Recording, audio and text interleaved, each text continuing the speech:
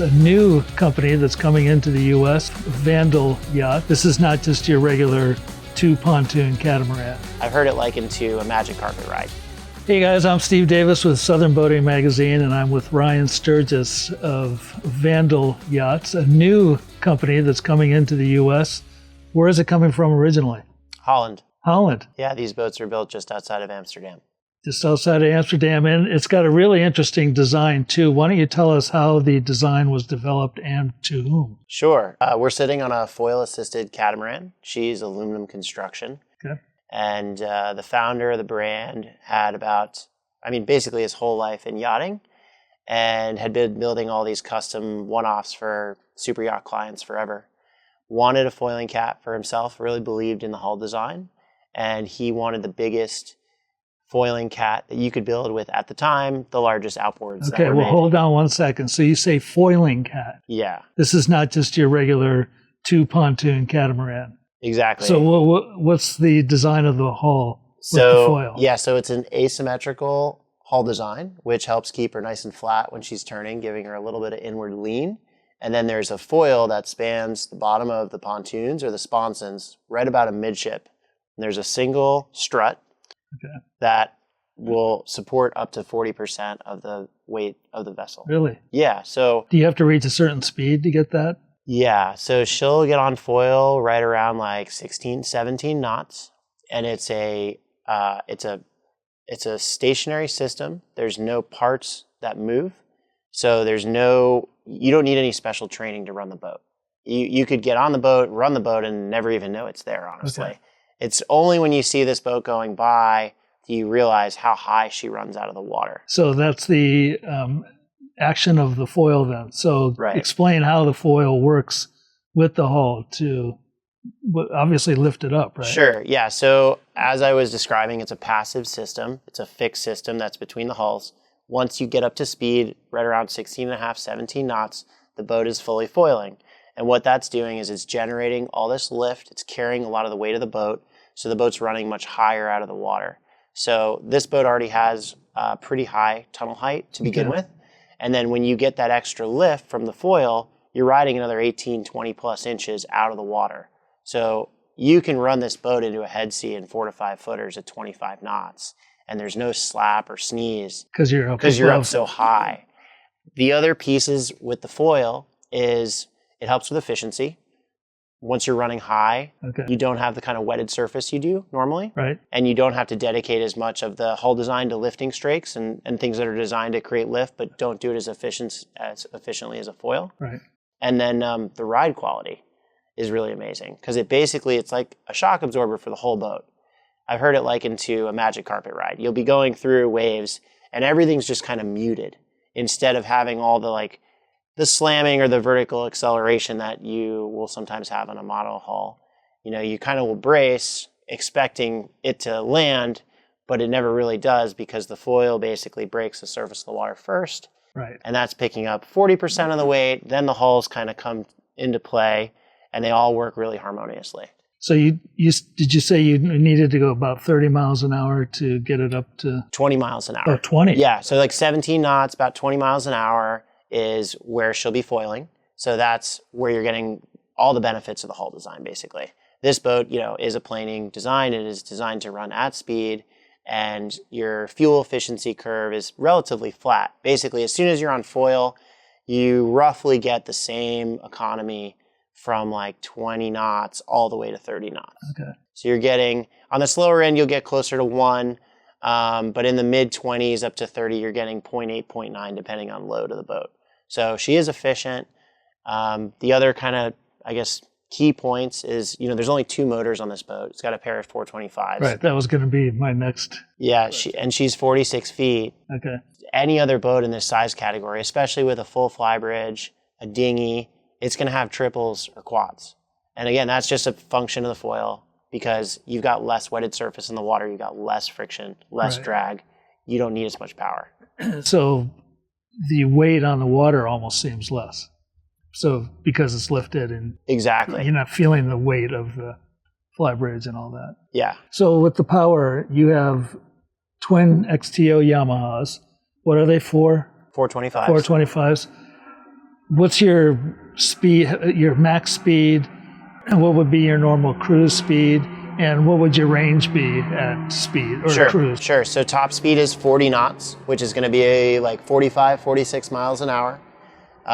Your comfortable cruise speed is really dependent on sea state, but I really like to run the boat in the 25 to 30 knot range. So 27 to 35 miles an hour. And in that range, you're going to be getting, 0.8, 0.9, depending on load. So you get about 240 nautical miles range. So statute is probably like 265, somewhere in there. Right. I guess, don't hold me to it. But yeah, and this boat's got 330 gallons of tankage. And because it's an aluminum boat, we can configure it to our customers' needs. It's easy to add fuel. We can move stuff around. We don't have molds. And the boat's highly customizable. So on the engines, I've taken some pictures so we can show everyone later, but the way they're mounted on the back of each pontoon, they're at an angle. Right. So can you explain to me how is the engine not being used to its full potential because it's at an angle as opposed to being flat? So the engines are canted, and the reason for this is to help with turn-in on a cat. So one of the weaknesses of a power cat is they'll turn more slowly than a monohull. And some of them, especially older designs, will have like a lot of outward lean, which is a really uncomfortable motion. If you think about when you turn on a monohull, right. The boat leans into the turn, right? And everyone stays kind of planted right in the middle of the boat where they belong. Right. So the cant on the engines is one of the reasons. It assists with the turn-in and helps the boat turn better. Now, because they're canted, the cavitation plate is actually more in line with the bottom of the hull, the wetted surface underneath. So it ensures cleaner water. It ensures less cavitation. So you're able to put the boat over harder, like on her ear, turning more aggressively, and you don't have the cavitation issues you'd have if they were straight up and down. Exactly. So yeah, it's really just like a catamaran hack, and you'll see them on the newer cats where they'll cant the motors, and it just helps with the performance. So does an owner have the option of different power and models?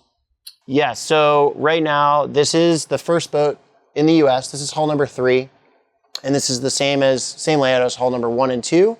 It's a single stateroom, single head. It's got a king forward with a wet head. We've got an enclosed model, which is going to be hull number 4, and that's going to be 2 stateroom, 2 heads, both ensuite. And it's going to be more of like a cruising version, a little more Bahamas friendly. You're going to be able to open it up. You're going to be able to enclose it too and AC the whole space for the hot summer days. But when it comes to customization of the boats, because it's aluminum, you can make changes and it's not a big deal. If you want this module out, like none of this is actually molded. So if a customer comes to us and says, "Oh, I want to do something a little bit differently," as long as it's within reason, we basically just design it, and it gets the aluminum gets CNC cut, and then the metal builders put it together before it goes into our shop for fit and finish. So customization is really easy. We've got some very interesting use cases for some of the clients on the 60-foot version that we have. We have 2 of them in build right now, and we're working on 3 and 4 with some clients. And some of them are being used as like surf chase boats. Others are America's Cup chase boats. I mean, they're more for like the super yacht crowd as originally imagined, but I think more cruisers and South Florida boaters are going to get into them because the running ability of these boats is incredible. You're running very fast, and they're quite efficient actually. I mean, our 60-foot boat, our study that we had done with the Volvo IPS 900s. Okay. The boat's going to be getting 0.9 at 27 knots, which is in excess of 30 miles an hour. So that would be an inboard then? That would be inboard. We have an inboard version, and we have one with the quad 600s, which is going to go almost 60 miles an hour. So that would be the 60-footer? That's the 60-footer. And but come to one, right. To answer your original question, yes, customers totally have options for power. Okay. You can put the 600s on this boat. It's no issue. The 450s are replacing the 425s in the Yamaha line as well. Okay. But yeah, there's definitely some different options, and that's all just kind of based on what the customer wants. So I'm sure you guys can see all the different railings that they have back here. Can you give me a little idea? Because the entire boat has this style, which is very strong, is the only word I can think of off the hand. Can you describe what that material is and why do you have that kind of a design? Sure. Because it does go all the way around the boat. Yeah, so the design motif is, the boat's really workboat inspired. Okay. And the founder wanted something that was really simple, really rugged and tough, and had all of the connections in the industry because he'd been refitting yachts for 25 plus years and building all these other custom boats. He just wanted like the toughest rig that he could get. And the fenders that we have on this boat are the same fenders that pilot boats use. You're talking about the fender that goes all the way around. Yeah, there's a molded fender on the boat, right? And you can walk on it. But you come up to a dock with pilings, you don't even put bumpers out. You don't put fenders out. You don't hang any. You don't need to. And you can't really hurt the boat. It's protected. Even, back here with your walkway between the motors, this passerelle is originally designed for med mooring. But the reason it goes so far back is because you can have the engines trimmed all the way up, and then you still can't hit the dock with the motors. You're gonna strike back there where you've got the fender again first. As a side note, it's really awesome when you're boarding the boat from the water, especially if you're diving and the motors are running, because you're so far aft of the motors that you don't feel like you're up in the business and where you don't want to be, right? Right. And I've gotten aboard some cats before, and you're squeezed right in between the motors, and if they're running, it's not a place I want to be. So yeah, I've come to really like it, and it's just like all this free real estate. We're designing some modules where we're going to be able to put like a fish cleaning station and a grill even aft out there. But yeah, it really is designed to be just like rugged and simple and really tough. Basically, the whole boat is aluminum. The only exception is actually this piping. A lot of it is powder-coated stainless, and then everything is insulated, right? Because you can't have dissimilar metals with aluminum. So there's Delrin fittings at the base of all the pedestals where they go to the welded mounts. Okay. So you've got this super hard plastic that keeps the metals from touching, and that keeps your paint from, bubbling, corroding, like the issues that people are always concerned about with aluminum boats. And the fit and finish throughout this boat, you'll notice that whenever there's any metal that's not aluminum used, there's always an isolator. Okay. Yeah. So in the design of this boat, we'll be showing you some images of it, but the helm is really far forward. And it's not normally in the center like you would think a center console or even just a regular monohull boat or even a catamaran where the helms are almost centered in the boat. What is the idea behind the design of putting the helm so far forward? So the helm's all the way up there. It's twofold, right? It's kind of a testament to the ride quality. The fact that you're running the boat and you're 8 or 10 feet from the bow. In any other boat, typically, especially like where we boat down here and you've got short, steep chop, your helm sometimes is right where we are seated right now, right? And then you've got the cockpit right behind you kind of thing. Yep. Because that's the most comfortable place to run the boat from, right? So it's all the way up there because this thing literally will just eat. And now you have so much more room aft for activities. Obviously, this boat is, very med-styled, set up for lounging, hanging out. There's a flip-up table on the other side of the camera, which I'm sure you guys will show in the B-roll, but, and you can drop a table here. But basically, by getting it so far forward, you now have so much more workspace and the space that you're going to use on the boat on a regular basis. And especially because she's a cat and, you've got your sponsons all the way out at the edges, your hull volume out there, the boat's super stable. So this isn't a boat that I expect to sell with seakeepers because she just doesn't need it. It's not like a monohull where you have passengers going to one side or the other and you notice the boat moving. You can have everybody on one side of the boat and it doesn't really affect the platform. Perfect. So on top of all of that, literally on top is an upper like sky deck, which also has a helm station. And I know most people end up always up there anyway. Is that one of your favorite spots to get up there? That is my favorite spot. That was one of the things about this boat that really got me excited about it. I love running in the Bahamas. I love running in shallow water. There's, you're navigating by sight. There's gorgeous coral heads. And I like to get in close when it comes to anchorages. And I use the boat too for some surfing and water sports activities. So it's not always in the, sometimes it's sporty conditions. Yep. So having the visibility from up top is amazing. And then this boat's not set up for it. The hull number 4 will be. It'll be designed where you can fish it. And again, like when you're 15 feet off the water, what you can see in terms of fish and birds and the bottom is, so incredible compared to what you can see when you're on your main deck level. Right. And, going beyond that, even when you get into the anchorage, we just heard somebody drop one behind us. Yeah. And it's a warm afternoon. When you're up there, you got so much more breeze. It's where I always hang out. Right. Yeah. So speaking, you got the helm down here on the main deck, helm up on top. What would be standard on the helm, or is the helm basically set up by the owner's preferences? Yeah, so this boat was set up, this boat was actually like kind of 95% done when I got together with the original Vandal team. So we already had the electronics were already picked out.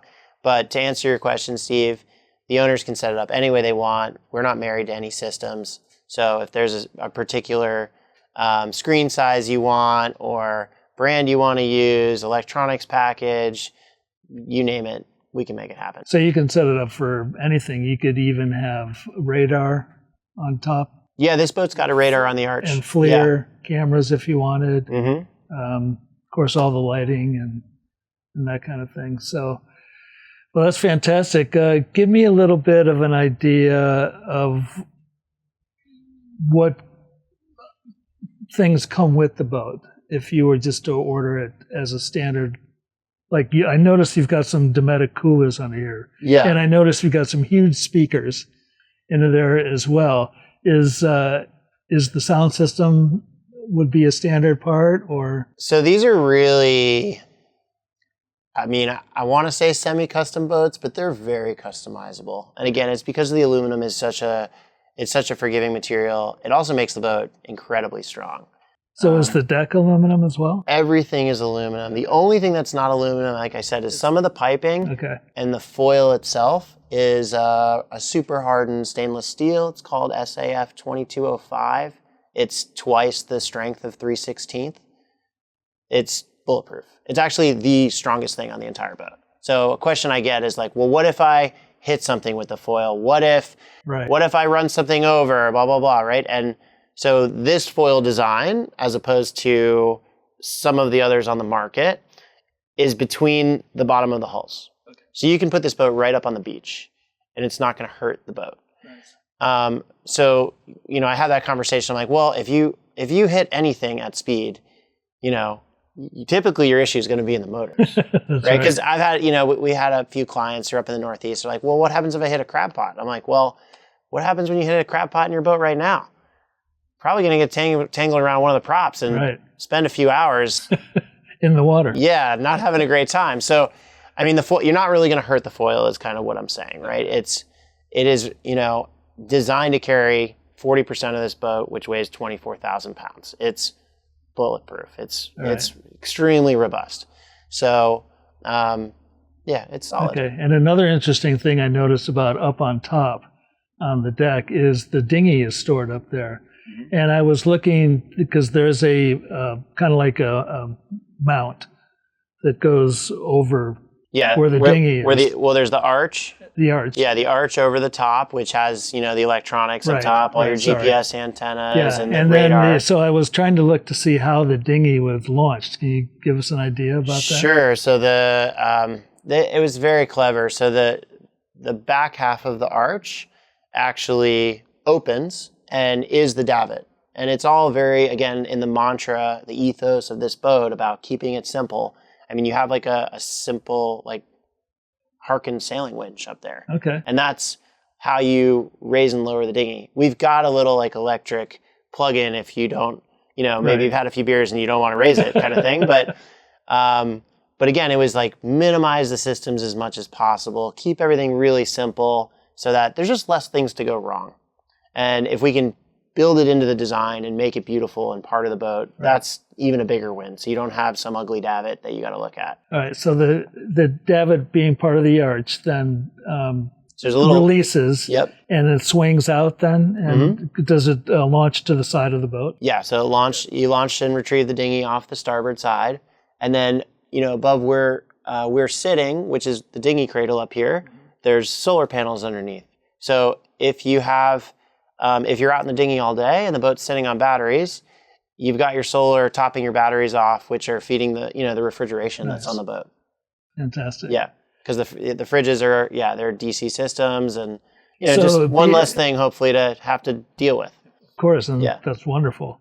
So obviously it's a very customizable boat.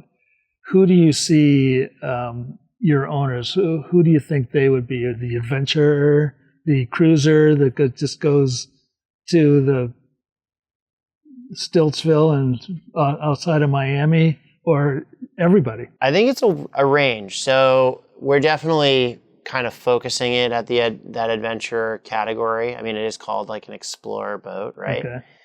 However, I mean, we had a lot of families on the boat who looked at it and said, wow, this is such an awesome platform for me to just like go run out for long weekends with the whole family. And that is nice because you can comfortably have like 10, 12 people on this boat, and you don't feel like you're crawling all over each other because you got, two big zones with down here and then also the fly bridge. Right. So, because she's got a good turn of speed, I think we're going to have a lot of customers in that segment who want to get out for a couple days, or they're running to their cruising grounds and running back. The hull number 4 is going to be a little bit more cruiser oriented. Okay. I intend to use that boat and, spend weeks at a time on it. Okay. Get it, get deep into the Bahamas with it. So how do our listeners, readers, viewers, how do they get a hold of you? Do you have a website? Do you have all the information? Yep. Everything is there. Come and follow us at vandalmarine.com. We've got a newsletter there. We'll keep you posted on the new boats that are in development, the new designs. Or find us on social. We're on Instagram, just Vandal Marine. And the contact information will be on there. So if they're even more interested, is there any way we're in South Florida now. Is there any other location that someone could come see the boat? Right now, it's just South Florida, and there's 2 over in Europe at the moment. Okay. And will this boat be at the Miami Boat Show? Yes, it will. Okay, there you go. You can go to the Miami Boat Show and check out the new Vandal with the Explorer. The Explorer 46. 46, there you go. And Ryan, thank you so much. Thank you, Steve. Appreciate the ride, and you guys got to check it out. We'll see you soon.